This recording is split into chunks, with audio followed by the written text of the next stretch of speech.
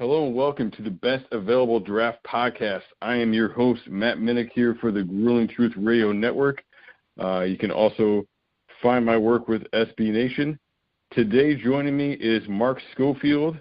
He writes for Pro Football Weekly, Pat's Pulpit, and does the Locked On Patriots podcast, amongst other things. Mark, how you doing today? I'm doing well, buddy. How you doing, Matt? Good to be with you, my friend. Always good to chat with somebody that knows the game very, very well. Doing good, man. Yeah, great to have you on. Definitely one of my favorite Twitter follows. A lot of people out there like to talk about quarterbacks and like to act like they know something about quarterbacks, but Mark Schofield, one of the guys that really does. So whether you're a Patriots fan or not, if you're a football fan, you like quarterback play. You like learning that stuff. Mark is a great follow on Twitter. What is your Twitter handle for people who are looking? Best place to find me on Twitter, at Mark Schofield. I try to keep it easy. It's just my name, M-A-R-K, Schofield, Schofield. Do a ton of work online, put videos up there from time to time, videos on YouTube and places like that. So, yeah, thanks for the kind words, man. I appreciate it. Means a lot coming from somebody like you that knows the game inside and out. So I definitely appreciate that. All right, appreciate it. Yeah, thank you. So reason I've got Mark on today, so the big breaking news over the weekend, the retirement of Rob Gronkowski.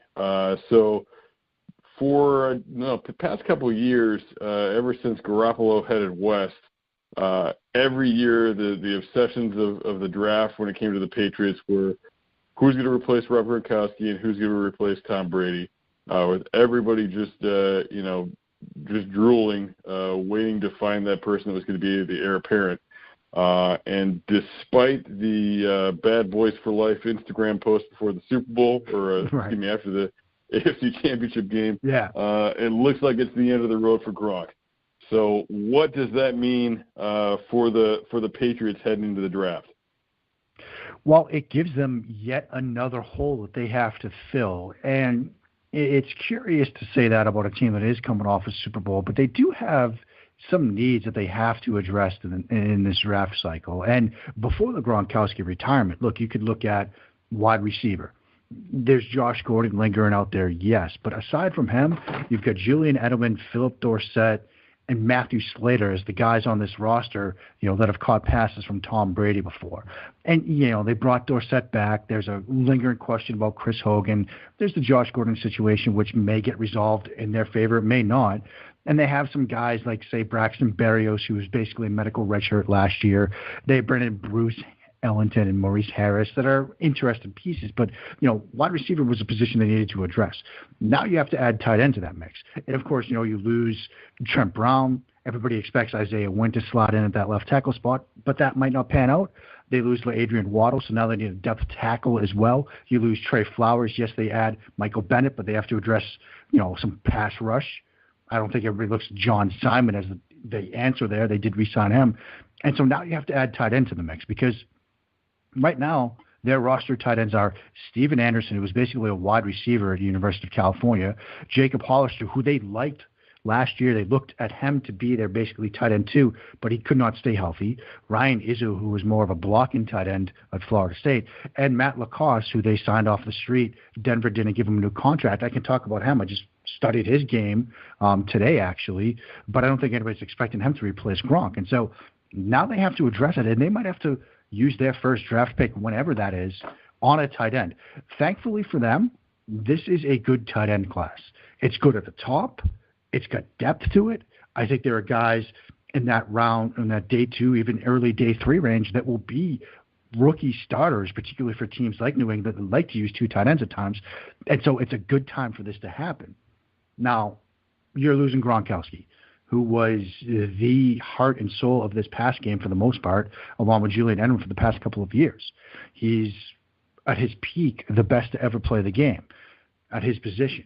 Now, whether he is the best tight end of all time, that's a different debate because you've got the longevity question and things like that. But he's certainly on the Mount Rushmore of tight ends. He's that sort of Swiss Army knife, that matchup nightmare. You can flex him out in Y ISO. You can get him isolated on linebackers out of the wing. You can put him in the slot. Devastating blocker at the point of attack. They trust him with pass protection at times as well. And so he was game changer at the tight end position, which Bill Belichick values more than anything else on the offensive side of the ball and fears more than anything else when he's putting together a defensive game plan. That dates back to his days when he was working with Mark Bavaro of the Giants. And so it's a big loss for New England. I'm sure they'll probably double dip at the tight end position now in the draft. Thankfully, it's a good draft to do that. But these are some huge shoes to fill, literally and figuratively. Yeah, and I think you mentioned how deep the draft was. I think it was a legitimate thing, even looking past the first round, even if the Patriots had confidence that they were going to have Gronk for a few more years, that with how much Belichick likes to use those tight ends, with what we've seen from multiple tight ends in the past, getting a guy like an Irv Smith who can do, some things off the ball a little bit too, and kind of bring something a little different to the party, so to speak.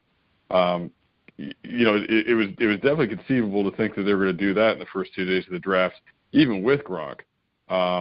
The advantage to that is that you're not trying to replace Gronk, so there isn't this mental block in your head of who can do what Gronk can do, when it's not really fair to think that any of these guys can be Gronk.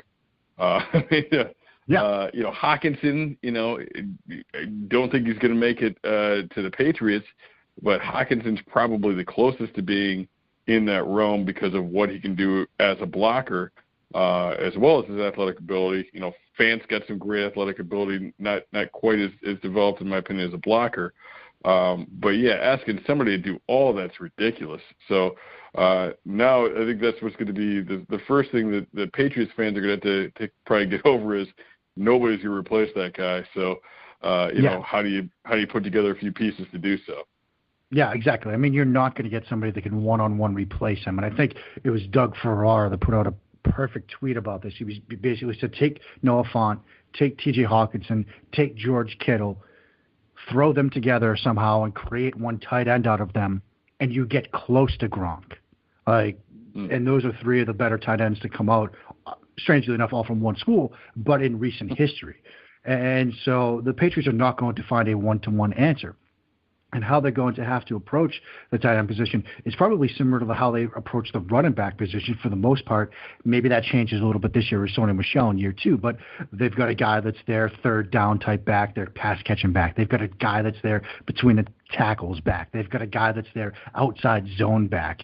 And they've got a guy that can be the sort of this running back / slot receiver. And maybe there is some overlap, but you're not going to get one guy to do it all. And that might have to be the approach, how they look at the tight end position in the year ahead. Like you might look at, say, a Steven Anderson and a Matt Lacoste as your move-type tight ends. Maybe you put Jacob Hollister in that role. You've got Ryan Izzo as a blocking tight end. And then I think you look at this draft and you try to find one guy for each of those roles. Like you might look at, say, Noah Fant and say, look, he's our ideal move-type tight end. Maybe he's there at 32. Maybe not. Probably not. Every sort of simulation I've run, he doesn't get past Green Bay at 30, for example, and he had a very good combine. And so you might have to move up to get him. Irv Smith might give you some of that, but you then still might have to look later in the draft and say whether it's a Caden Smith or an Isaac Nata, or maybe even a Dawson Knox to get that sort of blocking type tight end. A guy I like sort of in the day 3 range, but he seems to be moving up boards is Dax Raymond, the kid from Utah State. Loved what he did down at the Senior Bowl. I mean, there's other guys like a Jay Sternberger, the kid from A&M, he might be the more move type. So there are pieces that you can find. Hawkinson's probably the most complete guy. He's not going to be there at 32. He might not be there at 15, let alone 32. Yeah, and it's interesting you said too, because you list some good ones there, and definitely going with like a Sternberger and a Raymond to kind of mix those abilities together. And with all the picks that the Patriots have, they don't even have to do it early. You don't have to do it in the first round. You can, you might be able to piece those guys together in definitely second, but even third or fourth round picks with those guys. Yeah, I mean they've got 12 picks to work with. There's no way they make all of them. A spot to sort of watch is they've got 2 picks in the second, of 56 and 64. One of their own pick and one of last year's trade with the Chicago Bears. There's a potential that, look, if they get into the early second round and you're seeing a guy like Irv Smith maybe fall a bit, I don't think that would happen, but maybe. Maybe they look to move up to go get him. Whether it's, a Dax Raymond. I don't know if he's a second rounder, but maybe it's a Sternberger. If he starts to slide a little bit and they're feeling a little itchy, they can move up, so they could do it with those picks in the second round. And then, look, they've got 3 picks in the third, too. So they might be able to sort of move around if need be to sort of draft a guy there. The question that I do have is if they wait and get a guy, say, mid to late day 2, when it gets to be day 3, they've got that pick in the 4th round, and then there's that long gap in the 5th round. Now, Belichick traditionally hates 5th-round picks. He just, for whatever reason, doesn't value them. But they don't have a 5th rounder, so there's this big gap between like 130 or so, their 4th rounder, and then a pick in the 6th round. With their 4 7th-round picks, it wouldn't surprise me to see them move into the 5th round and grab, maybe it's another tight end there in the 5th round. It's one of these guys that we've talked about, Nata, or maybe it's one of the other guys that seems to be making some noise, whether it's Josh Oliver, the kid from San Jose State, Khalil Warren, the kid from San Diego State that's getting some buzz, Caleb Wilson is having an interesting draft cycle, Foster Moreau, the kid from LSU as well. And so there are a number of names that they might, if they do it later on day 2, they might have to move up into that 5th round to get one of these other guys. But there are a number of ways they can play this given the number of picks that they have. Yeah, absolutely, and we've definitely seen him tight end in particular, double dip in the draft before and get multiple productive players. But been a strategy they've used at different positions throughout the years to get what they need and come down with those. I think it's interesting too. We look at when you listed some of their other needs and the needs before this. The first 2 things you said were wide receiver. Which especially, you can't rely on Josh Gordon. If he's back, awesome. Right. But you can't rely on that. That's going to happen. And now without Gronk, that was always my thing when they complained about people complained about their receiver position last year was, well, they got Gronk. Gronk at his best is a top 5 receiver in the NFL. But now Gronk's out and you don't know about Gordon. And then losing, their starting left tackle, but they've essentially lost 2 tackles. Right. Pro Football Focus put out something last night, I believe it was, and there were, I believe, 4 or 5 seasons. Gronk was would have been top 10 for his run blocking grade as an offensive lineman. Or as an offensive tackle, he would have been top 10 in the NFL. So, 2 positions you needed already. Now you're losing a guy that really kind of helped at both those spots with his blocking ability and his receiving. So, I think in addition to what you're looking at from, hey, maybe they need to draft 2, maybe 3 tight ends to try and fill in with the group they have, and have that deep group like they do at running back. Maybe some of those pieces come in the form of some bigger matchup receivers, or in any other way bolstering that run blocking attack. Anybody from like a bigger receiver or a vertical threat like a Josh Gordon that you see as being guys that might make sense for them? Yeah, it's interesting to think about potential options at the wide receiver position because when you look at how their receivers tend to be somewhat interchangeable, you don't typically just have a traditional X. Maybe Chris Hogan sort of filled that role, maybe Josh Gordon to a certain extent. There's a lot of interchangeability amongst their wide receivers. But that being said, you look at the assembly of guys that they have right now, they all seem to sort of fit that slot receiver mold except for Josh Gordon. And like you said, you can't rely on Josh Gordon to come back and make any sort of impact. You just can't. And so when you look at potential boundary type guys at the wide receiver position, obviously the first name that comes to mind is DK Metcalf, but I would be stunned if Metcalf is there at 32. And even if he is, I would be stunned to see if the Patriots sort of used a pick on him, because you look at some of the agility scores and the Patriots have that affinity for the 3-cone. I mean, I think they'd sooner draft Easton Stick as a wide receiver than DK Metcalf because Easton Stick had a all-time best 3-cone. And so if he's there, that would surprise me that they'd take him. Guys that I think were kind of in their wheelhouse, maybe Kelvin Harmon, the kid from NC State. I think that might kind of fit with what they're looking at.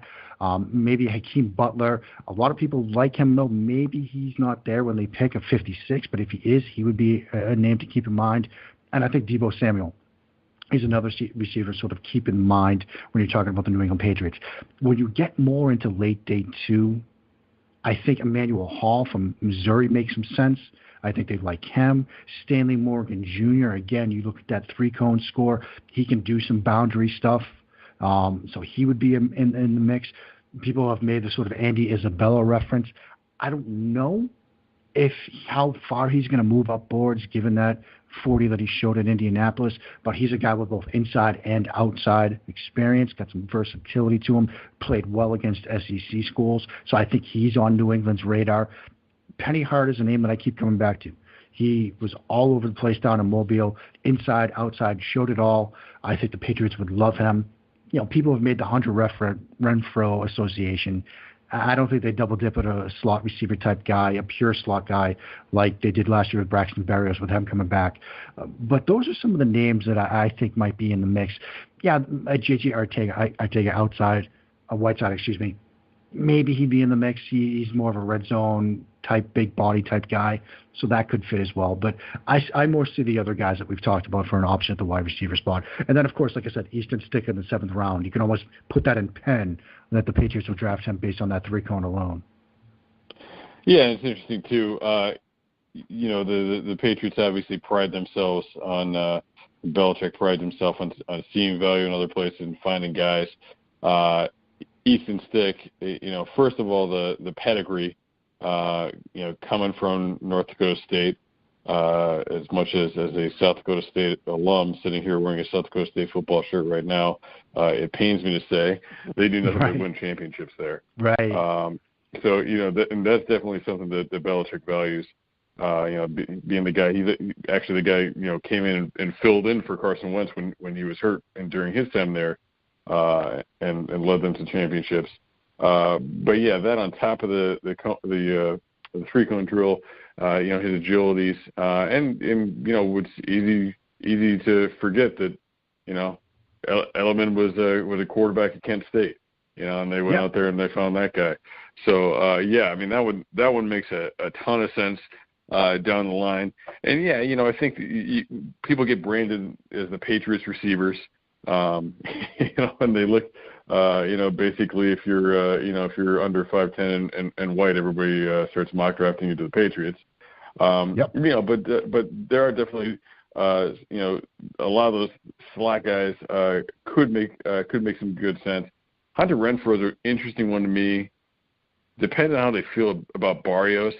But I see, right. And again, we make lazy comps with two other Patriots receivers when it's a short white guy. But Renfrow has a lot of Amendola in it. In that if you just look at the way he's been used at Clemson, going back to when Deshaun Watson was there, he was the guy. Mike Williams was there, and Mike Williams was a top 10 pick. But when it was third down, they had to move the chains. It was third and Renfrow. And that's really, like, you look at the playoff runs with Amendola in New England. That's what Amendola was too. He was the clutch guy that they were going for. Not putting up the ridiculous numbers or anything, but they could always be counted on. So that one's kind of an interesting one for me, just because of his usage and how much all of his quarterbacks always believed in him. Because that's the huge thing with Brady. Is does he believe in him, and how many guys have we seen come through that that everybody thought was going to be great for him, and Brady wouldn't throw the guy the ball. Whatever that factor is, Yeah, and that's sort of the X factor. We all sort of a media world, the draft evaluation world, the evaluation space, we're all looking at this Patriots roster, and we're sitting there saying, look, they got to add some wide receivers. This is a bad wide receiver group. They've got to get some bodies in there. They need like a boundary type guy. They've got to make some additions. But the drawback to sort of drafting a receiver early for New England is, one, you've got that Brady trust factor, like you were talking about. I mean, we've seen them draft some receivers early, a Chad Johnson, for example. We've seen them add some big-name receivers like a Chad Ochocinco, and it just doesn't pan out. whether it's a Brady trust issue or it's the complexity of the playbook. And yes, all NFL offenses are complex, but when you pair both the complexity with what receivers are asked to do in New England's offense, from reading routes and making route adjustments based on the coverage, being on the same page with Tom Brady, and the naming structure of the Ernst Perkins system, where instead of, a West Coast system where it's, X585, or Coryell system where it's a clear delineation what guys are doing, versus, say, Topper, and you've got to know that means double slant, or Ohio, you've got to know that means out and a go, or pout, which is a post and an out. Like, the naming structure to the Patriots offense is difficult as well. And so sometimes guys don't learn it right away. And so, you put those things together, and sometimes it's a bit of a risk to go early on a receiver because it just might not pan out.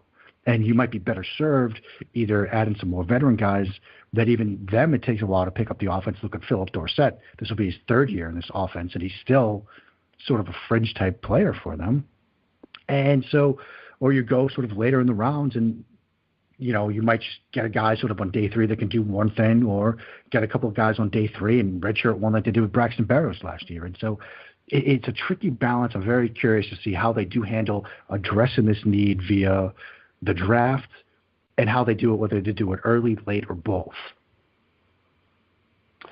Yeah. I mean, that's definitely a big factor. And, in addition to with the naming, we see a lot of the spread systems. They're all used to the same thing. They were running basically the same offense since high school in a lot of cases. You get these no huddle looks where they're not calling plays in.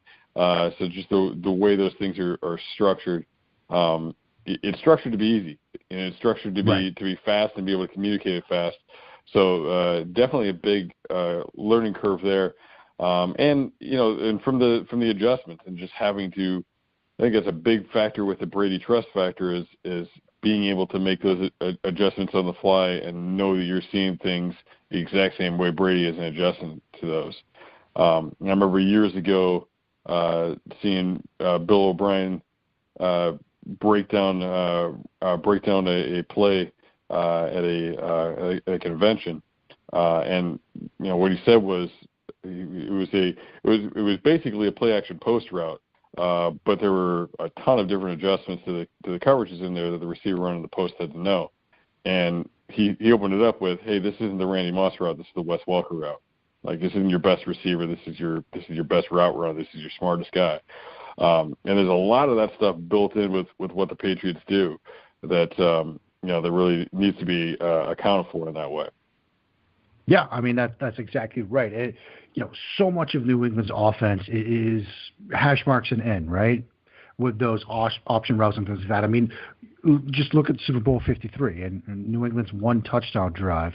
They ran that Haas wide juke play 3 times in a row, and what it basically is mirrored Haas concepts. You've got the hitch and the seam to both sides of the field, hitch on the outside, seam on the inside, and then that juke route over the middle. That was the Wes Welker route, now the Julian Edelman route, where it's that option route over the middle of the field. You sit down versus zone, run versus man. Maybe you break outside if you get an inside leverage read from the inside linebacker, and you've got to read that on the fly and be on the same page with Tom Brady. And 7 times out of 10, that's the route he's going to look to on that design. And so you've got to have a guy that can run that, number one, and number two, read it on the fly and be on the same page with Tom Brady. I would tell you from watching the Patriots over the years that I can pick out examples from the 2014 season when those two guys weren't on the same page. I mean, I remember play, I think it was against the Raiders, where he was on the boundary trying to make a read against a cover 1 versus cover 3 situation. He reads it as cover 3 and runs the hitch. Brady reads it as cover 1 and throws the go route, and they're not on the same page. And so it takes time. And if you're a Bill Belichick, you're a Nick Cassero, you're looking at, we all expect this to still be the end of the Brady window. Do you want to get guys that will help you 3 years from now when it might not be Brady? Or are you looking to get guys that can help you now? And so a lot of what it comes down to when the Patriots are looking at wide receiver and evaluating wide receiver talent is the scheme stuff. And we always say, scout the traits, not the scheme. But if you go and meet with a wide receiver and he can tell you, look, we were running a lot of conversions and things like that, that might move him up on a Patriots board, whereas another team might look at him and say, look, that's not as important to us. And so, again, different teams will have different boards. And in the media, we all put together our big boards. But when you get to these different teams and different positions and different needs and how they run their offenses or defenses, whatever the case may be, the boards might be different and not exactly interchangeable. Yeah, absolutely. I think receiver is a tough position for any team, to really get a guy in there right away. A couple years ago, we had 3 receivers in the top 9 picks: Mike Williams, Corey Davis, and John Ross. All 3 had some injuries, but none of the 3 really had a major impact in their first year. And yeah, you're absolutely right. I don't think anybody is interested in drafting Brian Hoyer's wide receiver 1 right now. Right. Right. Exactly. or hopefully it never comes down to that. But yeah, that's an interesting point. So pretty good little transition there, actually. So the other big looming question over the years with the Patriots is the quarterback position. So is there anybody in here in this year's draft that you could see them going at and maybe developing over the next couple of years here?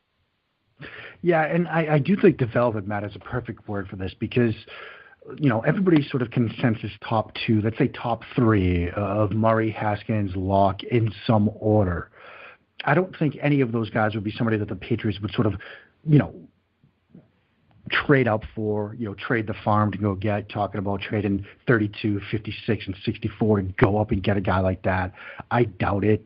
Now, again, I've tried to predict what Bill Belichick does during a draft for multiple years now, and I've missed a lot. I mean, when they drafted Jacoby Brissett, I knew that they were going to draft a quarterback in that 3rd round.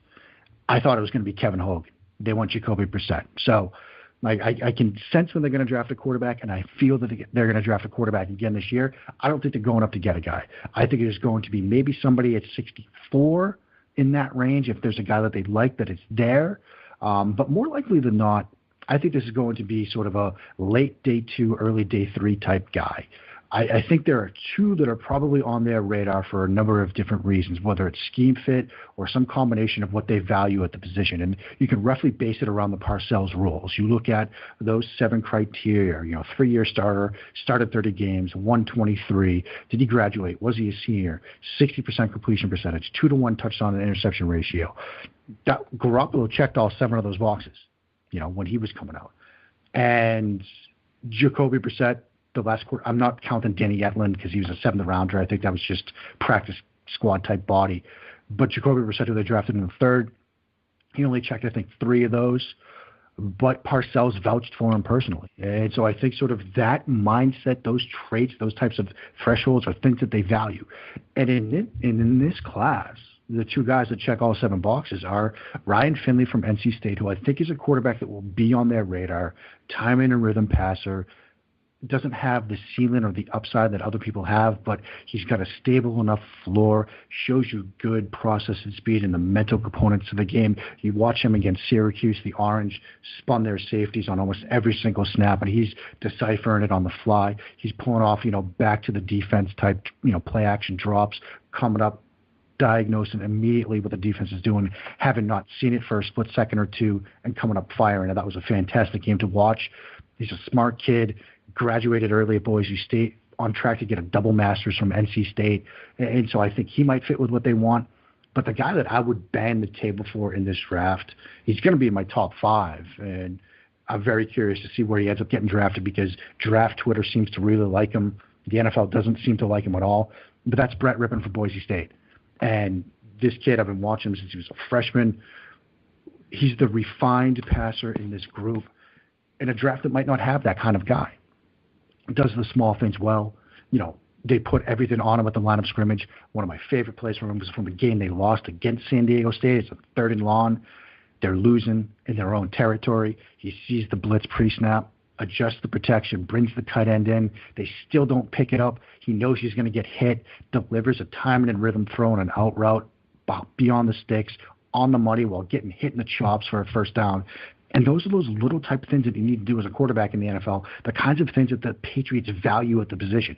The ability to move defenders with his eyes, he can do that. Accuracy to all levels. He doesn't have the power arm. Yeah, he hit 59 miles per hour on the gun of the combine, but throw that out. I'm not a believer in the combine number. I look to see what on film, and I think he hits the threshold, but I don't think he has the best arm in his class. But I think he's the type of quarterback that the Patriots would like. I get a similar vibe to him that I did Kyle Lauletta last year, who was a guy everybody assumed the Patriots would draft. And so Finley and Rippon are the two guys I think would be high on their radar on that late day 2, early day 3 range. Some people have said Stidham. That might make some sense. A lot of people have linked Will Grier to them. I think he comes off the board early second.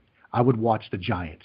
If they don't draft quarterback at 6 or 17, watch the Giants and Will Grier at 37. So, maybe Grier, maybe Stidham. Tyree Jackson is a developmental type guy that would be fascinating to watch. I'm curious to see where he ends up. But Rippon and Finley are two names.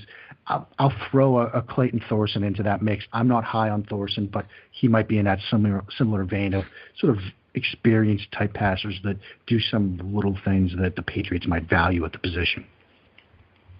Yeah, I think those top two make a lot of sense to me, and it's definitely something that's a lot of NFL teams are looking the other way on that way of thinking about things, and there isn't a very good track record though for these guys that are coming in that haven't started a lot of games, that haven't won a lot of games in college.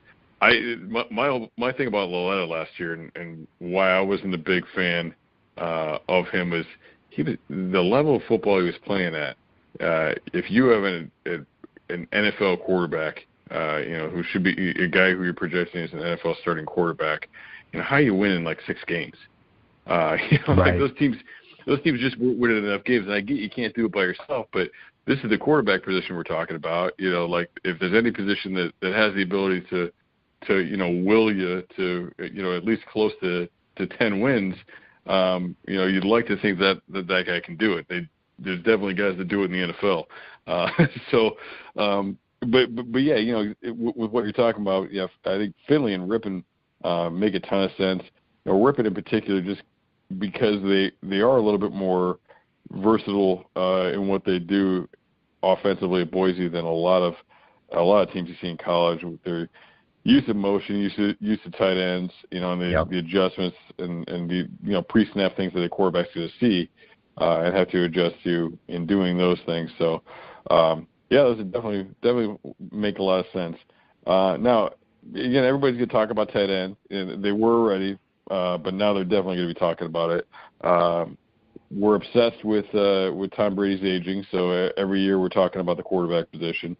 But like you said, just try and predict what Bill Belichick's going to do, and he's probably going to end up taking Dexter Lawrence at the end of the first round and making all of us pull our hair out or something like that. So, who are some guys that you kind of link to the Patriots, regardless of position, that you could just see kind of being guys that Belichick would target? They don't have to be guards and defensive tackles and guys like that he seems to value more than other spots. But who are some guys that you think he'll find value in? Well, you mentioned interior defensive line. I would watch Jeffrey Simmons, the kid from Mississippi State. He's a top 15 type talent, but obviously he's got the knee injury, so he's not going to be able to play next year. But I think if he's there at 32, and he may be, that might make it a lot of sense for New England because they've got guys on the interior right now, whether it's Butler or Lawrence Guy or they've got some other pieces around. Maybe they still bring Danny Shelton back, that they don't need an interior defensive lineman right away. But that's one of those like value picks where Belichick would make it and look to a year down the road and basically say, look, I'm getting a top 15, top 10 type player we'd never be able to get. We don't expect to ever be picking in the top 10, top 15. But now he's fallen to us at 32. We expect him to be back next year. And so we're going to, roll with him. So that's a guy I think would fit what they're looking for. It wouldn't surprise me to see them draft him if he's there at 32. You look at this edge group, and a lot of people say, look, maybe it's, Zach Allen, the kid from BC. I think he's more of a late day 2 type of guy, but people have talked about him. 2 names I would watch: Chase Winovich, the kid from Michigan; Charles Omenihu, the kid from Texas, especially Omenihu. They seem to value length at the edge position. And he certainly checks that box, measured in, off the charts in terms of length and wingspan at the combine. So I would watch him. I think he's a player that, when I've done mocks for the Patriots, I've seemed to keep coming back to him in one of those picks at either 56 or 64. So he's a player I would watch. They don't necessarily need a corner.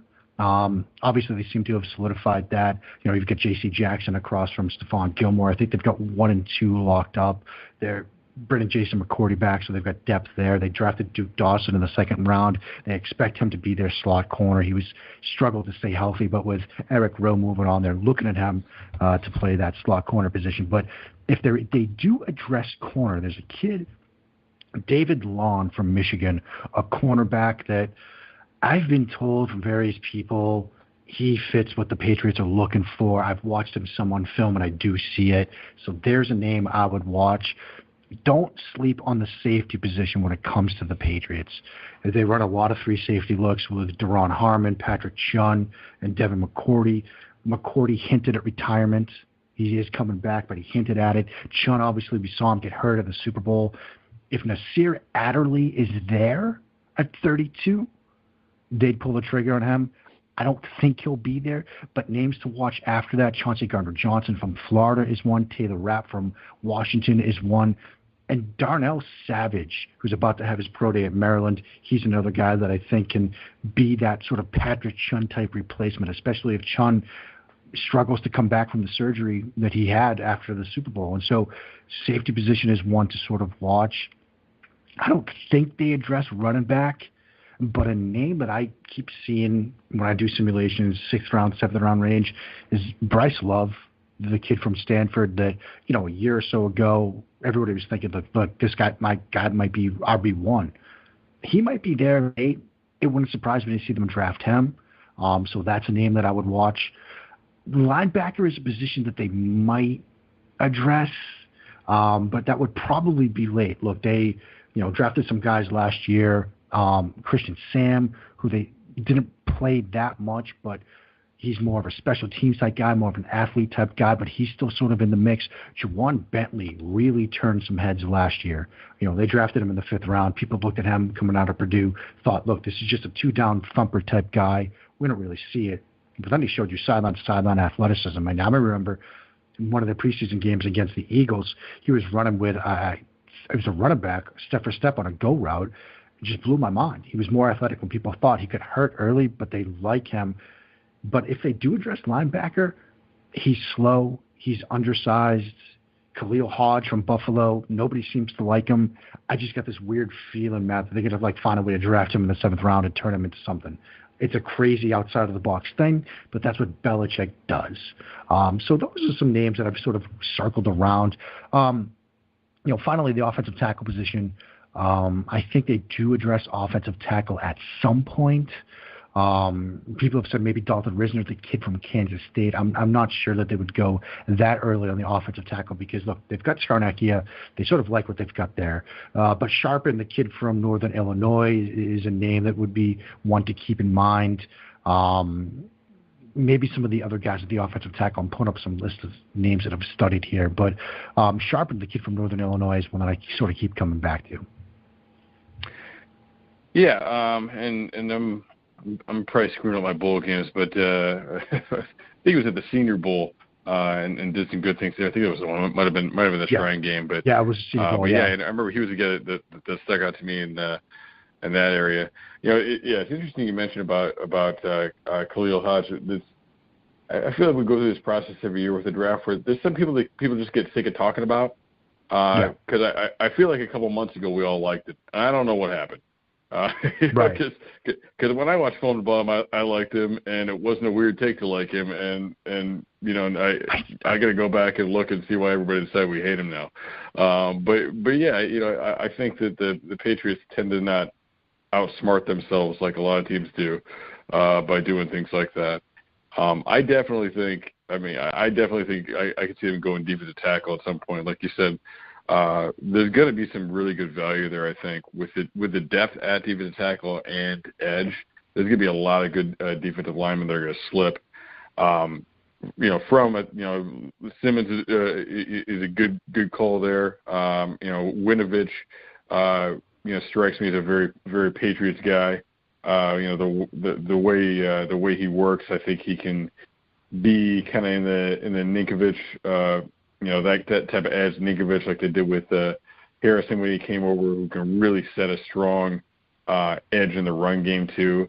That's something that, it's in the name of the position. The position's name is edge, and right. But the Patriots, I feel like they're the like last surviving team that like really values setting the edge from that position. Right. So those guys that are really strong run defenders, I think they'll find more value in. Jerry Tillery from Notre Dame is a defensive tackle as well. He's a guy who does some things, and I see him as being a guy who's gonna be there and gonna have great value for where he's at, and probably has the talent of a guy that gets drafted in the early 20s, but because of what they've got at defensive line this year, is going to be sitting there. I also see not a huge area of need, but Lindstrom, the guard from Boston College. Oh, yeah. I just see him as a guy he's going to be, I think I see him as being a guy that's taken between picks 30 and 40, and is an all rookie team guy and starts every game for somebody. I could see them just pouncing because he's there. Like, all right, this guy's going to start for us. Yeah, a lot of people made that connection. Look, BC's Pro Day, it was Scar that was putting him through the drills, and so a lot of people made that connection. Now, going back to Hodge, didn't get the Combine invite, and his Pro Day was just a disaster. 5.05 40, 16 reps on the bench, 29-inch vertical. That's going to scare people away. But 3 straight seasons with at least 55 solo tackles. Belichick's going to look at that and say, I don't care about the testing. The guy finds his nose to the football. That's what matters. Yeah, absolutely. And the Patriots, there's a couple of them out there, but one of the teams that really values production at a position. It's the same thing like you talked about with quarterback. They like quarterbacks that have played in a lot of games. They like quarterbacks that have won a lot of games. They tend to like defensive players that are all over the field and make a lot of tackles. There's definitely something to be said for that. And their group of linebackers, who they've had a lot of success with, they're not the prototypical athletes flying all over the field that we're looking for. They like guys that are really plugging it up in the middle, which probably as I'm saying this, I'm tying that together with what we were talking about how they like edges who actually can set an edge. You can do that, and your linebackers don't need to be going sideline to sideline if they can't get that edge on you. So that's definitely something that makes a lot of sense to me as well. And one thing we know, Belichick's going to throw some curveballs at us. And he's going to do some things that are going to strike you as interesting. Be like, "Oh, I didn't think of that," and then you can do some things that we're going to have no idea about. And I've joked before that people have asked me like, who's Belichick going to take in this draft? And I said, well, let me ask you this: who was Vanderbilt's third-string safety last year? I don't know. You don't know, but Belichick knows, and that's who they're picking at 64. He's going to come up with something out of nowhere. Remember when he drafted Jordan Richards early out of Stanford? It didn't pan out. A lot of people crushed that pick, and apparently deservedly so, but he's going to have a method to his madness, and he will identify something that a player can do, and he'll value it maybe inappropriately in somebody's mind, but it's worked. He's delivered 6 titles, so it's kind of hard to argue with the results. But, yeah, he's going to do something crazy. I'm in, group DMs or Facebook groups of Patriots fans, and I keep telling people, look, set yourself up for disappointment at 32. People are saying, oh, Irv Smith, or, oh, they're going to go trade up and get Hawkinson, or they're going to trade up and get, Noah Fant. I'm like, they're going to draft somebody you don't even know of at 32. That's just the way he does it. And we'll hate it at the time, but come August, we're going to realize that maybe he knew what he was doing. Yeah, absolutely, and that's a good thing about having that guy is that at least at the end of the day you can unlike most franchises, you can be like, all right, well, even if this pick's wrong, he's going to figure it out. They certainly have a way of doing that, and enough of them work out in the long run that that they're able to get it done. Six times. Yeah. So, I mean, look, they've got two great equalizers in Belichick and with Brady, and they can patch over a lot of mistakes. Absolutely. So, a lot of touches, to replace, a lot of production to replace now with Gronk and with what Gordon did for them the short time he was with them. So some things to figure out, but yeah, just when we think that they haven't replaced those guys and they never will, they'll come out running something that Belichick and Ernie Adams saw somebody running on tape in 1947, and just throw a completely different type of production at us. So yeah, I mean, I've always seems to be the way.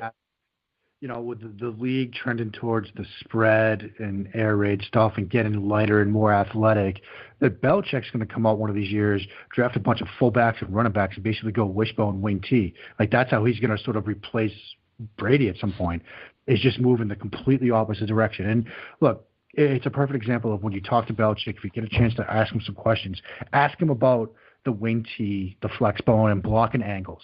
Belichick, he had his session with the media over at the owners' meetings today, and somebody actually broke it down where he averaged like 15 words an answer.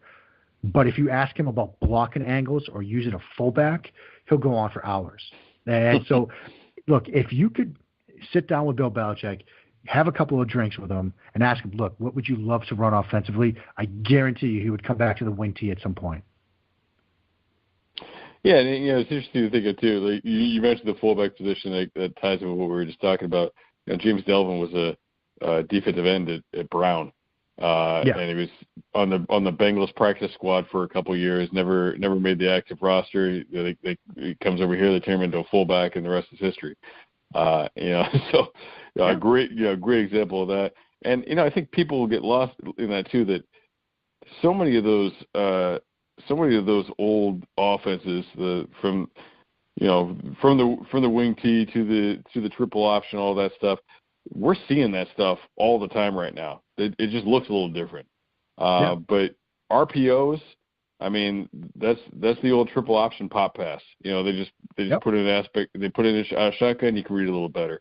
The RPO, RPO to the other side, that's just the back slant that you see all those triple option teams go running. So I'm gonna probably be about the only person that says this, but I'm gonna miss the triple option at Georgia Tech, because whenever they were on TV, I loved watching it, because you see that stuff and then you see a little bit on Sundays, but you're seeing a little bit more pure version of it. I love that flex bone triple option. I mean, look, back when we still had NCAA football on the Xbox or whatever, like everybody else would, I'll be Texas or I'll be Florida or whatever. I always started as Navy because I wanted to run that flex bone. Like I ran it a bit in high school, ran it a bit in college. Like that for me was the offense to run. I mean, I love it. Oh yeah, absolutely, and all that stuff's applicable to what you're seeing now. And so I mean, I don't think it's out of the question for him to come up with an even more extreme version to blow people away with something that they should realize, they should recognize, but they won't. Because nobody ever seems to realize that the answer to that stuff's right in front of them. You look at his choice of a defensive coordinator. He went to the college ranks, and I think that's something, those college guys are seeing more of this stuff. I'm a Bengals writer, I'm a Bengals fan, and I was just really hoping they were going to pick somebody that was seeing Georgia Tech every year, because defensive coaches that see that stuff recognize it, and all that stuff's applicable from the zone read to the RPO, all that stuff. It's all defended the same way you defend the triple option. It's just kind of having an understanding and way to adjust to it. And these defensive coaches have been seeing this stuff for years in college, So that's the next genesis in the NFL. All the young offensive minds you see in the NFL, and you got McVay, who got a lot of his stuff from Baylor. There's going to be this next group. At some point, somebody's going to realize they got to hire, the 28-year-old kid who's a defensive coordinator who, is all of a sudden shutting down teams in the SEC. It's going to be those guys. It's going to be that next group that's going to change the NFL. People seem to sort of lament like the Big 12ification in a sense of the NFL, like, there's no defense or whatever. But you watch some of the Big 12, and look, they've got to come up with answers for this stuff. And so I think you're right. Like, we're seeing the wave right now where, you've got to get your young offensive coach to, like, pair with your young quarterback and, like, figure out an offense that works, et cetera, et cetera, et cetera. It's not like defenses are just going to stand pat. Like, they're going to come up with an answer, too. And so you're going to see these younger, like, guys that have been coaching against this stuff through high school and into college work their way up the ranks. They're going to become defensive coordinators. And you're going to see, diamond fronts and, stuff that we're seeing right now where one-man fronts and things like that. Like, they're doing a Texas Tech and they're doing a Baylor and they're doing an Oklahoma, where they've got to come up with a way to sort of answer these offenses. You're going to see that in the NFL next. And these defenses aren't going to stay pat. And I think, that's a great point, Matt, about Brendan Schiano, is get a guy from the college ranks that has seen some of this stuff, who's going to have an answer for it, or at least knows of a potential answer for it. Yeah, and I think with and not to get carried away in defense and off the point, but I think that's something too. With the rules the way they are, and with the way modern offenses are, we get caught up too much in looking at what they do in the Big 12 and saying, all these defenses are terrible. When your offense is going as fast, just as fast, and your defense is always in the field, and you're dealing with the situations they're dealing with people just constantly taking a shot at you, you're going to give up some stuff. Which, by the way, is the same exact way the defensive coordinators look at the triple option. You just got to understand you're going to give up yards, and the way they run an offense now, you're going to give up points. But you've got to be able to get the couple of key stops in these shootout games. That's basically where the NFL defenses are now. I mean, look at some of the games we saw, whether it's that Pats-Chiefs regular season game, that Pats-Chiefs AFC Championship game, that Chiefs-Rams game. Like, with the way the rules are constructed and the way this game is tilted towards the offense to begin with, you're not going to get a bunch of 3-and-outs. You need to get like 2 3-and-outs and 1 or 2 turnovers a game. And you do that as a defense, and you're on the way to winning the football game. We're not going to see games 13-3 like we saw in the Super Bowl. The future of the NFL is that Rams-Chiefs game, at least the near future. And so as a defense, you've just got to get a couple of stops. That's it. And that's what you got to do in the Big 12. Absolutely. And really it comes out of the red zone. You got to be able to score when you get down there, and you got to be able to hold them to a couple of field goals. And I think the Patriots have made a living off that for a long time, that generally they're not very good defensively if you look at yardage, but they're very good if you look at points scored. So they've definitely understood that and emphasized that in practice, the way they're playing the red zone for a long time. As a former defensive coordinator, something that people don't realize is you can't care about 3rd and 1, because 3rd and 1, you're probably not getting off the field. And if you sell out on 3rd and 1 and you give up a big play, that's what the loss is. 1st and 10 isn't a loss. 1st and 10 is resetting the clock. That's not a big deal. You got to play the situation. You got to understand those things. And that's another interesting thing about complementary football and the way Belichick worked in those games. And you saw it in the playoffs, and it didn't really work for him in the Super Bowl. But the way he would take the ball and he would hold it for 10 minutes at the beginning of the game. And all of a sudden, that he literally is stealing possessions from the Chiefs, from the Chargers, by holding the ball for so long, and they can't adjust to it because they're used to their offense just being able to take so many shots. They're not, I don't know how efficiency is actually measured, but they're not terribly efficient. They're not scoring a bunch on a few possessions. They're scoring a bunch because they're taking a bunch of shots at it. So. It's understanding that situational football and being able to win those key situations and just win one or two. That's all it comes down to. Yeah, well, exactly I got to cut right. this off here because before we get cut off. Right. But great conversation. So really appreciate. I got us a little sidetracked there at the end, but hey, it's tough when you're talking. You get a chance to talk defense, you're going to take advantage, buddy. I get it. Exactly. And when you get a chance to talk ball with another smart football guy, that you got to take advantage of those situations too. So whether it's on a podcast or over a beer, those are always valuable experiences. So, but I do appreciate you being on once again. My guest today, Mark Schofield. You can find his work on Pat's Pulpit, Pro Football Weekly, and you can listen to him every day on the Locked On Patriots podcast.